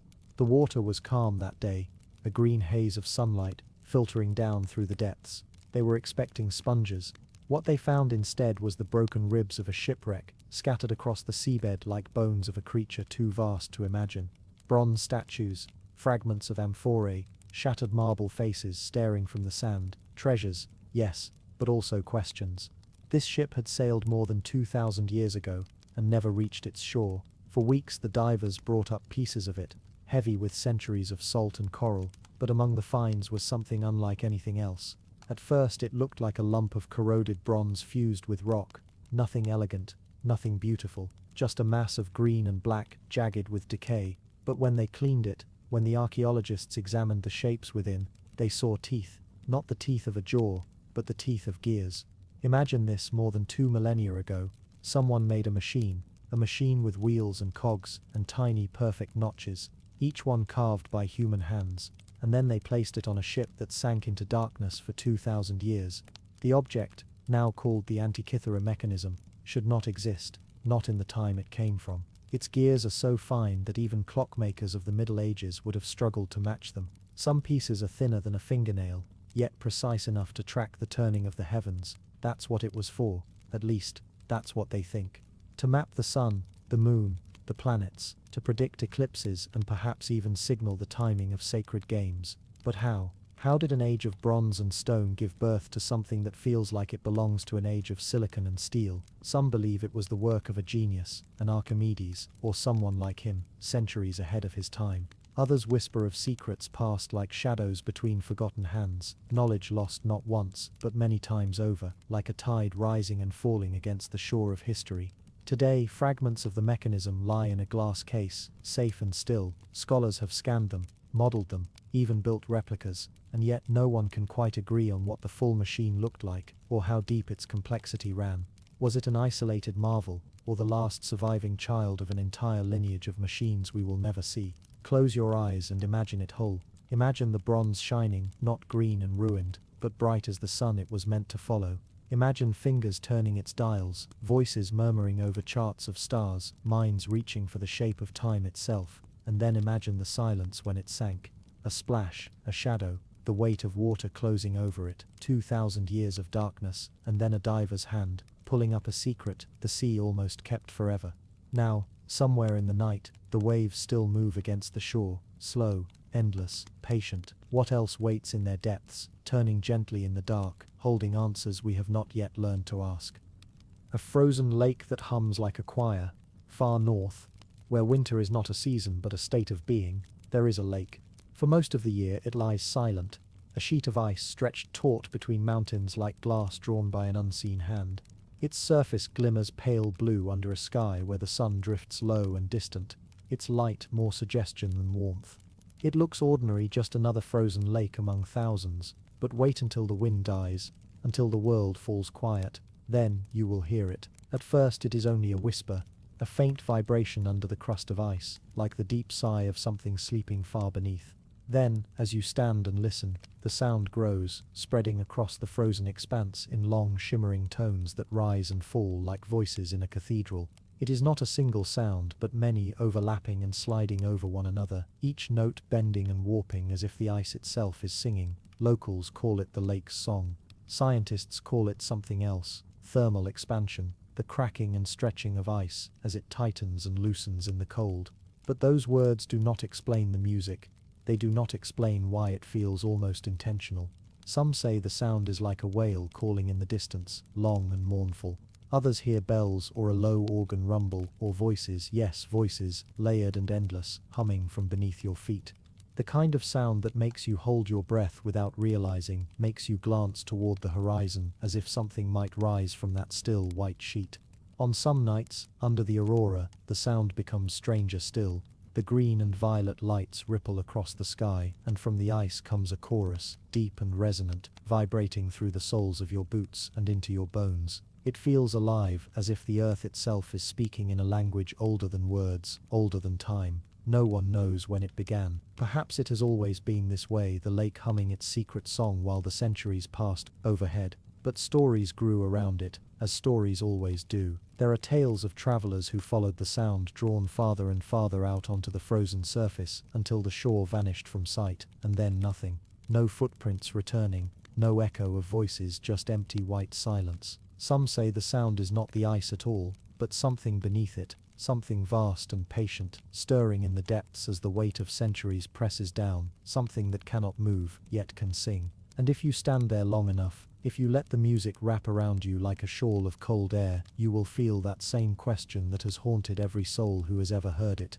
Who is the song for? Is it calling to the wind, to the stars, to something sleeping far below? Or is it calling to you, standing alone under the pale northern sky? The wind shifts, the humming fades, the silence returns, heavy and absolute, as though the lake has closed its mouth. But you know the sound is still there, waiting, woven into the ice like a breath drawn and held, waiting for another night, another listener, another moment, when the world forgets its noise and hears the song again. The door that opens for no one. There is a mountain slope in a forgotten corner of the world, carved by centuries of wind and time. It is a harsh place where the earth is bare and the air tastes of stone, and there, high on the cliff face, cut into the living rock, is a doorway. It stands alone, no walls, no corridors, no ruins to suggest a building that once surrounded it, just a doorway, framed by stone that glimmers faintly in the twilight, a threshold to nothing. The first thing you notice is its precision. It is perfect, almost unsettlingly so, as if it had been made not by hands, but by something that understood the stone intimately, something that could coax it into shape rather than carve it by force. Its edges are sharp enough to cut the light into ribbons when the sun leans low across the mountainside. Step closer, and you feel it, the stillness. The world is never truly silent. There is always wind, always the murmur of life somewhere. But here at this threshold, sound seems to hesitate. The air feels thicker, as though you are standing in the pause between two breaths. It is just a door, and yet, it is not. There are no hinges, no marks of a frame that once held wood or stone. The surface within the doorway is a blank wall, smooth as glass, the same color as the cliff itself. And still people have tried. Generations of climbers and scholars have come with their chisels, their ropes, their theories. Some thought it a tomb, a portal, a sealed chamber, hiding treasures or truths older than time. But the stone will not yield. Tools snap, drills overheat, even diamond tips dull as if the doorway itself resists intrusion, not angrily, not violently, but with the quiet certainty of something that cannot be moved. And then there are the stories of those who touched it. They say if you press your palm against the stone within that frame, you will feel it hum, not a sound, but a vibration, deep and patient, as though the mountain itself has a heartbeat. Some claim they heard whispers, faint as breath, curling up from nowhere. Words in no language they knew, yet heavy with meaning they could almost understand. Others say they dreamed afterward, dreamed of endless halls beneath the earth, lit by a pale glow like moonlight underwater. They walked for hours, they say, through silence so vast it roared, until they reached another doorway, and beyond that, nothing they can describe, nothing they can speak of without their voices trembling. No two tell the same tale. Some awoke with tears on their faces, though they could not say why. Some woke laughing softly, as if they had heard the answer to a question they had never asked. And some did not wake at all.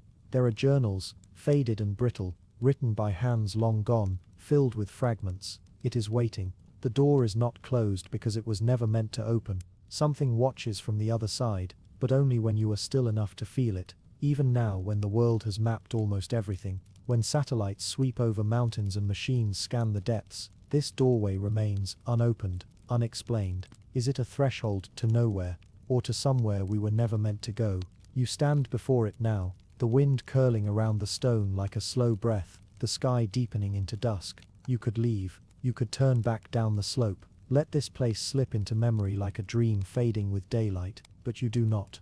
Because something holds you here, not fear, not hope, but the weight of a question so old it feels like it has been waiting for you. You reach out, your fingers brush the stone, and in that instant, only for an instant, you feel it, a pulse, a murmur, a quiet, patient sound, like the earth remembering a song, and then it is gone. The doorway remains. The wind returns, and the mountain keeps its silence. A ship found high on a mountain with no sea nearby. It begins with a question, one that seems too strange to ask out loud. How does a ship, a full, massive ship, come to rest on the spine of a mountain, where the wind howls and the nearest ocean lies hundreds of miles away? The villagers found it first. They were shepherds, men who spent their lives tracing the thin green veins of pasture through grey stone and ice. One summer, a drought drove them higher than they had ever gone before, seeking grass that had not yet turned to dust. That was when they saw it. At first they thought it was a trick of distance, something cast up by the clouds, a shadow lying wrong on the ridge. But as they climbed, the shape hardened into reality. A hull, weathered, broken, but unmistakable. A ship, the wood was silvered by time, smoothed by wind, but still whole enough to reveal its form. A proud bow rising like the throat of some ancient beast, ribs splayed where the deck had rotted away, and at its center, a mast like a blackened bone thrusting into the sky. There were carvings on the prow, curling lines worn soft by centuries, figures too eroded to name. When the men touched the timber, it gave back a sound, hollow and low, as though the heart of the ship still held a whisper of the sea. They came down from the mountain, speaking in hushed voices, and words spread like fire on dry grass. Scholars climbed to see it, and priests, and those who lived for legends. They brought ropes and ladders, instruments to measure and to weigh, and still, no one could explain. The ship lay far above any tide line, higher than the wings of most birds. The mountain was ancient stone, thrust up long before the first plank of a vessel had ever kissed salt water. There were theories, of course. They spoke of floods, a deluge that lifted the oceans to the sky. They spoke of glaciers, carrying the wreck like a pebble through ice and time. They spoke of men mad enough to drag a ship by hand into the clouds, but none of it fit. The timber, when tested, was older than the stories, older than the civilizations that knew how to carve ships from trees. The wood came from no forest in the known world, and deep in the hold, where shadows pooled like water, they found something stranger still, not treasure, not bones, anchors of stone, not metal. Smooth as river rock, pierced clean through their centers, and each one etched with marks, patterns like waves curling inward on themselves, spirals within spirals, as if whoever made them understood the motion of the sea on a level we have forgotten. And there was salt, crystals caught in the grain of the timber, glittering faintly in the thin mountain light. Not the ghost of salt, not the dust of long decay, but fresh, as though the sea had only just released its grip. How does salt survive on a mountain, untouched by rain? The more they searched, the stranger it grew. They found no trace of a keel, as though the ship had never been built for water at all. Its base was flat, wide, meant for something else, meant perhaps for air, or for nothing we can imagine. And then the stories began to breathe again, the old tales, told around fires when the night was long and the winds pressed at the doors, tales of vessels that sailed not the oceans, but the heavens, ships that rode storms older than the earth, storms that left no sky behind. Some said it was a relic of the flood, not the one you know, but another, deeper and older, a flood of stars of light. Others whispered of travelers, those who crossed from elsewhere, who touched this world once and left pieces of themselves behind. When night falls on that mountain, the wind makes a sound, not a howl, not the thin scream of air through stone, but a sigh, long and low, like water moving far below. Some who camped near the wreck swear they heard more than wind. They heard ropes creak, timbers groan, as if the ship dreamed still of waves, and one man, his name lost now, his words written only in the margin of a brittle journal, claimed that on the coldest nights, when the stars burned hard and white, the ship shivered. Just once, as though something deep within it remembered motion, the mountain keeps its secret. The ship rests in silence, its shadow long across the rock, its prow pointed not toward any sea, but toward the empty vault of sky. You could climb there if you wished, you could stand beside it, lay your hand on the wood, and feel the breath of something vast and old stirring through the grain. But if you do, if you feel that shiver, what will you believe? That the mountain rose to meet the ship, or that the ship fell from a tide we cannot name? The stone faces staring at the horizon. It begins with silence. Not the kind you hear in a room when everyone has stopped speaking, but a silence so deep it feels alive. An old silence, draped across a land that has seen the birth and death of countless ages. And in that silence, there are faces. They rise from the earth as though the soil itself grew tired of anonymity and chose to wear expressions. Great faces, carved from stone, their jaws clenched in eternal stillness, their eyes fixed forever on a distant line where land and sky press together. No one knows when they began their vigil. The villagers who live miles away speak of them in voices hushed and low, the way you might speak of something listening. They call them the Watchers, because that is what they do, watch. Not the valleys below, not the streams threading silver between hills, but the horizon itself, as though waiting for something only they can see. Each face is different, one with lips pressed tight in anger, another with the shadow of a smile, and yet another whose eyes seem wide with wonder or fear. Their heads rise taller than any man, their brows heavy, their noses blunt and strong, but their bodies, no one has ever found them. The faces vanish at the jawline, disappearing into the soil, as if the earth chose to swallow them halfway through a gesture. Some have tried to dig, curious hands with shovels and machines, but the ground gives nothing. The more they dig, the more stone they find, deeper and deeper, until the earth seems endless. And then, suddenly, the digging stops, not because the stone ends, but because those who dig begin to dream. Dreams of open skies stretched too far, dreams of waves without water, dreams of voices speaking in a language older than breath, older than thought itself. They wake sweating, hearts pounding, eyes wide with the terror of something they cannot name. And so the digging ends, always. But the faces remain. The stone they are carved from does not belong to this land. It is harder, older, veined with minerals unknown to local mountains. Geologists argue, historians argue louder. Some say they were carved by hands, patient, tireless hands that worked centuries in silence. Others insist the faces were not carved at all, but born this way, rising from the earth in forms that nature could never explain. The villagers will tell you something else. They will tell you that the faces move, not when you watch them. No, they are too proud for that. But they move when the wind comes from the east, carrying dust from lands forgotten, and the sky bruises with storm. That is when shadows fall strange across the plain, and when the faces, in their silent ranks, seem not to look at the horizon, but beyond it, at something coming closer. There are stories, of course, stories of a time when the world was different, when these faces were not stone, but flesh. Giants, they say, who walked across an earth still young, whose feet carved valleys, whose breath hollowed caves, whose laughter cracked mountains like dry clay. The giants saw something terrible, rising out of the edge of the sky, and so they turned to face it. They waited, and in waiting, they became what they are now, sentinels of stone. But what were they waiting for? Some say it was the flood. Not the one whispered in holy books, but another, greater flood.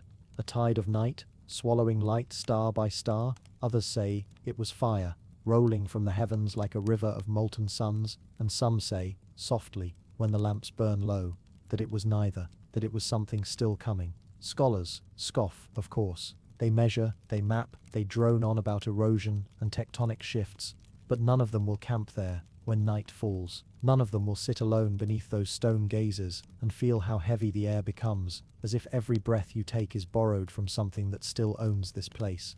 There is a sound, you see, not loud, not constant, but if you wait long enough, in the thin hours before dawn, when the wind curls low and the world holds its breath, you hear it, a hum, deep, low, thrumming through the ground like the heartbeat of something vast and buried. The faces seem to lean closer then, their shadows spilling long, their lips pressing tighter, as though they too are listening. What are they listening for, and what happens when what they wait for finally arrives? You could go there, you could walk the plain, feel the grass, bend underfoot, watch the faces grow taller and taller as you climb the ridge where they stand in their endless row. You could trace the grooves of time across their cheeks, press your palm against their cold skin of stone, but do not look too long into their eyes, because if you do, if you let your gaze lock with theirs, you may feel it, a pull, slow and steady, like the tide, as though something in you recognizes something in them, as though you too were meant to wait. An endless stairway leading deep into the earth. It begins with a step, just one. You don't notice the weight of it, not at first. The stair beneath your foot feels solid, stone-worn smooth by time, pressed by countless souls that may have come before. You lower the other foot and take another step down, then another. The light behind you fades, drawn away like the last trace of evening, and there it is, the stairway. It does not twist, it does not curve, it runs straight, descending in a perfect line into the earth's throat. No railing to hold, no markings on the walls, only a passage of grey that narrows slightly as it sinks deeper. Each step looks the same, yet your eyes tell you the pattern changes, subtly, like the faint ripples of water on stone. And then, after 30 steps, after 50, you start to wonder, where does it end? No one has ever answered that question. The villagers above call it the descent, and they speak of it rarely. When they do, they speak softly, as though the stairway could hear. Some say it was made by kings before time had names, carved so their dead could be hidden where no light could find them. Others whisper, it is not a stairway at all, but a scar, an ancient wound in the body of the earth that never healed. No one knows when it began. They only know it was always there. The entrance is a mouth of stone yawning in a lonely clearing, half swallowed by moss and trees that lean away as if unwilling to touch it. The air that spills out from the opening is cold, not the cold of night or winter, but a deeper cold, the kind that makes the bones ache, the kind that tastes of places that have never seen the sun. And then there are the echoes. If you drop a stone, you never hear it land. If you shout, the sound is swallowed before it has a chance to bloom. Only footsteps return your call, soft and hollow, as though something walks behind you in perfect time. Some travelers claim that if you descend too far, the echoes begin to speak, not in words, but in a language you almost remember, like a dream pressing against the edge of waking. Many have tried to reach the bottom. None have returned. One story tells of a man who tied a rope around his waist before stepping in, his friends gripping the other end. He walked down, until the rope uncoiled in their hands like a serpent. Then came the pull. Not a jerk, not a struggle, just a steady drag, as though the earth itself were drawing him in.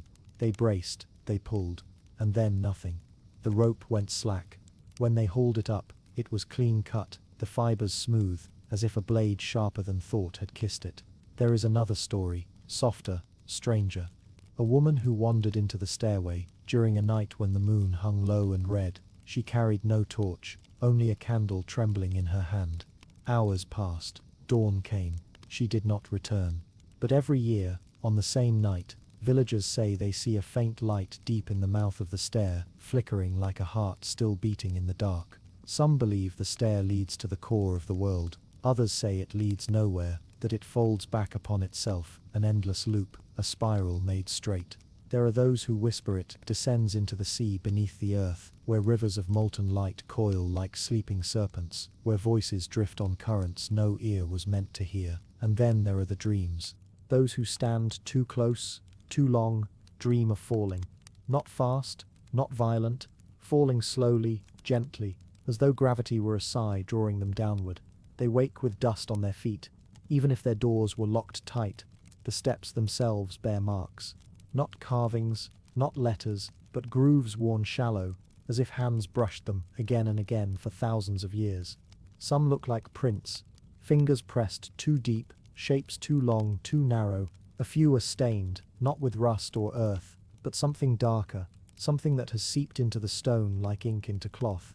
You might ask, why not seal it? Why not bury the mouth, cover it with stone, fill it with earth? They tried, once. The villagers brought stones, heavy and broad, and stacked them high across the opening. They sealed the cracks with clay and ash, hammered iron bars deep into the rock. It took 3 days. On the 4th, the wall was gone, not broken, not scattered. Gone as though it had melted into the air. The stair yawned open, patient as ever, waiting for the next step. There are whispers now of a sound far below, not a voice, not quite, a rhythm, slow, deliberate, pulsing like the heartbeat of something vast. When the wind is still, and you stand at the lip of the stair, you feel it in your bones before you hear it. Thrum, thrum, thrum, as if something deep beneath the earth is breathing, and the stair is its throat. Would you go down? Would you take that first step, feel the stone cold under your soul, and trust that it will hold? Would you let the light behind you shrink to a pinprick, then to nothing? Would you listen to the silence that grows louder with every descent, until it is no longer silence, but a voice without words, speaking straight into the marrow of you? Some have tried to answer, some have stepped forward and never stopped. The stair waits, it always has, and perhaps one day it will wait for you. The sky map, etched into rock before stars had names. There is a plain far from cities, where the wind moves without interruption. No roads cut through it. No towers rise against the horizon, only stone, low hills of weathered rock, their edges softened by time, lie scattered like broken teeth. To stand there is to feel the weight of silence, a silence older than language, older than the stories that cling to the bones of the earth. In the center of that plain, there is a slab, not a boulder fallen by chance, but a flat stretch of stone as smooth as polished glass. Though no hands alive remember smoothing it, it lies there, dark and broad, its surface catching the pale sun, as though it remembers light differently than the world around it. When you draw closer, you see the lines. They seem simple at first, scratches perhaps, or cracks formed by age, but then your eyes linger, and the pattern blooms. Circles within circles, dots arranged in clusters, lines running between them in threads, so fine they seem to tremble when the light shifts. It is a map, not of rivers or mountains, not of valleys or roads, a map of the sky. But here is the question, the first of many. The map is older than the stars it names. Geologists say the rock has rested here for more than 10,000 years, weathered by rains and winds that passed long before the first cities rose from dust. The carvings, they cut so deep and clean that the centuries have barely dulled them. The pattern aligns with constellations you know, the hunter, the lion, the swan, but their positions are wrong, tilted, slipped, as though the heavens themselves had shifted since the blade first kissed the stone. Astronomers studied it. They traced the lines, compared the dots to the slow drift of stars across millennia. The map, they say, shows the sky as it was not 10,000 years ago, not even 20, but 40,000. Before the first stories were sung around fires, before the first walls rose to keep out the night. And yet, whoever etched it, knew the sky as though they had seen it from above, as though they had charted its every movement through endless ages. How? No tools lie nearby, no shards of metal, no fragments of bone, just the slab, patient and perfect, resting under the sky it mirrors. Those who come to see it often leave uneasy, for when dusk settles and the first stars wake, the pattern glows, not bright, not like flame, but with a shimmer that breathes in rhythm with the dark. Some say it is only dew catching the last light. Others whisper that the rock is not reflecting the stars above, but calling to something beyond them. Legends cling like dust. One speaks of a people who walked before men had names, wanderers who followed the lights, not to navigate the earth, but to return home. Another tells of an age when the sky fell low, so near that mountains brushed its belly, and those who dwelt here could touch the constellations with bare hands. When the stars rose back to their high places, they left the map as a memory or a promise. There is a circle near the center of the slab, ringed with marks no one understands. Some call it a gate, a place where the lines converge like rivers feeding an unseen sea. When you stand over it, your shadow curves strangely, bending as though the stone drinks the shape of you. A few visitors claim they felt a hum, not in the air, not in their ears, but in their bones, a low pulse like the echo of some vast and distant heart. One winter, a team of researchers camped near the slab, instruments spread like petals around its edge. They scanned, they measured, they listened. On the third night, their equipment failed. The compass needles spun, the clock stopped ticking, and from the heart of the plain came a sound no wind could make, a long sigh, soft as breath, rolling like a tide across the stones. By morning the instruments worked again, but the recordings held nothing, only silence. And yet each man swore he had heard it. The strangest part, the map shows more than stars. Hidden in the outer rings are symbols, faint as whispers carved by hesitant hands, spirals that coil inward like sleeping serpents. Shapes like eyes, unblinking, watching from the edge of knowing, a line that points not to any star we see, but into the black between, a place where no light blooms, yet the stone insists something waits. Scholars argue, as they always do. Some say it is the work of dreamers, patterning the sky from memory and chance. Others call it proof that our ancestors knew the heavens better than we dare believe. And then there are those who do not speak of it at all, who close their eyes when asked, as though afraid that answering would wake something long asleep. But the slab does not care for answers. It lies in its hollow, holding the memory of a sky before names, waiting for eyes that understand.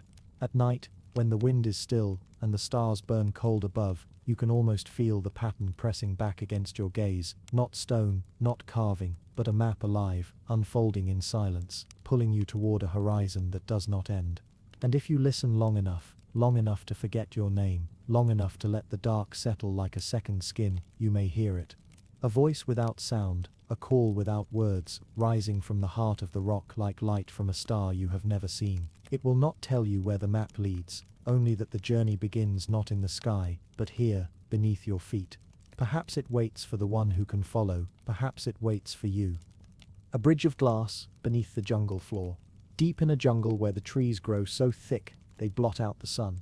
There is a place where even the animals fall silent. The air hangs heavy, wet with the breath of unseen things. Vines coil like serpents over roots as wide as riverboats, and the ground itself seems alive, heaving softly with the pulse of hidden roots and running water. It is a place men do not linger, not because of what they see, but because of what they hear, which is nothing. No bird calls, no hum of insects, no rustle of leaves, but the sound of your own breath. The jungle closes around you like a mouth that has forgotten how to speak, and then, beneath your feet, the ground changes. It happens slowly. At first the earth feels firm, packed with years of rot and roots. Then it hardens. Not the hardness of stone, but something slicker, smoother. You crouch, brush away the mat of moss and dead leaves, and see a surface that glints where the shadows break. Not stone, not metal. Glass, stretching far in every direction. A floor of glass lies hidden beneath the forest floor, its edges vanishing under curtains of roots and soil. You can press your palm against it, feel the chill seep into your skin. Beneath, there is darkness, an endless void, or perhaps a tunnel swallowing all light. You cannot tell how deep it goes. Some say it is bottomless. Others claim that if you peer long enough, shapes move far below, like fish in a black ocean that should not exist. The first men to stumble on it were hunters. They told stories of a demon's mirror, a trap set by spirits who could steal your reflection and keep it forever. Villagers warned one another never to tread where the ground shone back at you, for those who crossed it never returned the same. Some returned silent, their eyes fixed on things unseen. Others came back whispering in languages no living ear could understand. Years later, explorers followed. They hacked through miles of tangled green, their boots sinking in muck, their skin raw from leeches. They carried lanterns, ropes, guns. When they reached the glass, they laughed. At first, for what could it be but some trick of nature? Obsidian, perhaps, laid bare by a whim of the earth. But when their lantern light struck its surface, something impossible happened. The glow did not simply reflect, it moved. The light seemed to sink down, drawn into the depths, until it hung there, not dimmer, not broken, but sharp and clear, as though another lantern burned far below. And then something else glimmered in the dark. Not rock, not water, lines, shapes. Towers of pale fire, rising like ghosts in a drowned city. They camped there though the night pressed too close, and their fires threw no warmth against the air that seemed suddenly hollow. In the small hours one man woke to a sound like glass sighing, a low note, deep as a cello string, vibrating through the bones of the earth. He roused the others. They listened, their breath steaming in the cold that had crept upon them without warning. The sound grew, a hum that swelled and shivered until the glass beneath their feet flickered with light. And then, just for an instant, they saw it. Not a void, but a bridge. It stretched into the depths like a thread of crystal spun between worlds, its span lined with shards that glowed like stars. A bridge of glass, perfect and unbroken, vanishing into a horizon no man could name. Then the light died. The hum ceased, and the jungle was silent once more. No one speaks of what happened after. Some say the men fled at dawn, their journals left behind, their packs torn open as if by frantic hands. Others claim they vanished, swallowed not by beasts or storm, but by the bridge itself, stepping onto its cold spine and walking until the world forgot them. Decades passed. The jungle grew thicker, its roots crawling back to cover what lay hidden, but the glass endures. Those who find it now come without guns, though they carry other weapons, cameras, drones, sensors. They too clear the leaves and moss, kneel on that ancient surface, and feel the cold rise like breath from some sleeping thing. They send machines to map it. None return. They lower lights into its depths. The cables come back severed, clean as if cut by a blade of frozen air.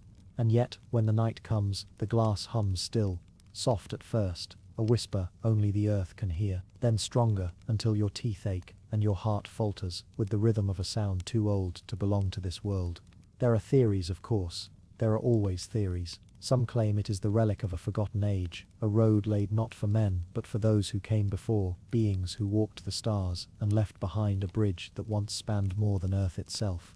Others believe it is not a bridge at all, but a boundary, a seam between what we know and what waits below, stitched shut with glass that was never meant to break. And then there are those who whisper a stranger truth, that it is not a thing of the past, but of the future, that what lies beneath is not memory, but promise. That one day, when the glass hums loud enough to shake the roots from the earth, the bridge will rise again, and those who hear its call will follow. Perhaps it waits for the right weight of footsteps, perhaps for a voice that will answer the song, or perhaps it waits for you, standing there in the hush of a jungle that does not breathe, staring at the glass that gleams like frozen water under your hands. Would you step onto it, if it opened? Would you walk that bridge of glass, knowing you might never see the sun again? And if you did, what would you find at the other end? The forgotten road that leads into water. It begins like any other old road, its edges softened by time, its stones sunken and slick with moss. At first glance, there is nothing unusual about it. The jungle breathes quietly on either side, thick with ferns and the heavy scent of rain-soaked earth. The canopy above filters the light into green shadows, where everything feels slower, older. You take a step forward. Your boots land on cobblestones that have held the weight of countless feet, and yet no one knows whose.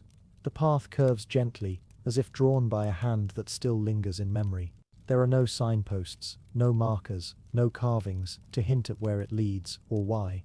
And then, you notice something strange. The air grows cooler, dampness seeps up from the earth. The sound of your footsteps begins to change, from the hollow tap of stone to something softer, muted. Ahead, the light brightens as the trees draw back, and there, where the road should rise, it falls instead, straight into water. It is not a riverbank where stones crumble into mud. It is not a flood swallowing a road by accident of storm or season. No, this is deliberate. The cobblestones do not break, they do not end. They slide beneath the surface in a perfect line, vanishing into the green depths as though the water is only another stretch of sky. You crouch, letting your hand brush the last dry stone. It is smooth, cold, worn by years of footsteps, yet somehow untouched by ruin. The road disappears under ripples, sinking deeper, deeper still, its path straight and unwavering, until the green water swallows all trace of it. Locals have a name for this place, though they do not speak it loudly. They say the road was once a promise, a gift to someone, or something that dwelled beyond the water. They say travelers followed it once, bearing torches that glimmered like stars against the dusk. They walked down into the lake without fear, their shadows trailing long behind them like the memory of wings. And then, they were gone, not drowned, not lost, just gone. The villagers tell these stories as warnings. They say the road is not meant for the living now, that it sleeps in silence and dreams of those who once crossed it, but there are always those who do not listen. Centuries later, men came with ropes and pulleys, with crates and cameras and notebooks. They mapped the road for as far as they dared to wade, feeling the stones with their feet until the water reached their chests and the cold began to burn their bones. Then they sent divers. Those divers carried lights, bright and steady, and for a time the water glowed with pale fire as they descended. The road did not break. It kept going, perfectly laid, every stone in place, for 30 feet. 40, 50, until the light began to falter and the shapes in the depths began to shift. One diver swore he saw steps, broad and shallow, spiraling downward, not at the road's edge, but beneath it, like the spine of something alive. Another said there were pillars, carved with marks he could not read, standing sentinel where the water grew black. None of them stayed long, the pressure was crushing. Yes, but it was not the weight of the water that drove them back, it was the sound. At first it was only a hum, low and distant, like the throat of the earth stirring in its sleep. Then came the echoes, long drawn-out notes that wavered, like a voice carried through a tunnel too vast to belong to men. Some swore the notes formed words, though none could say what they were. Others swore they felt something brush past them in the dark, a current, a shape, a presence that moved without movement at all. They surfaced pale and shaking. None would dive again. They left their ropes and markers behind, as if even the thought of retrieving them was too much to bear. Years later, satellites traced the shape of the lake. They found it was no natural basin. Its edges were too round, its center too deep, plunging like a well into the dark heart of the earth. Sonar scans tried to pierce the depths, but the signals faltered, bending and breaking, as though the water swallowed sound itself, and still, the road waits. Each stone unbroken, each joint perfect, tighter than any hand-cut path has a right to be. Some say it was built by those who came before, when the world was new, and water was only another road. Others whisper of things that live where light has never walked, things that once bargained with men, demanding a bridge between worlds.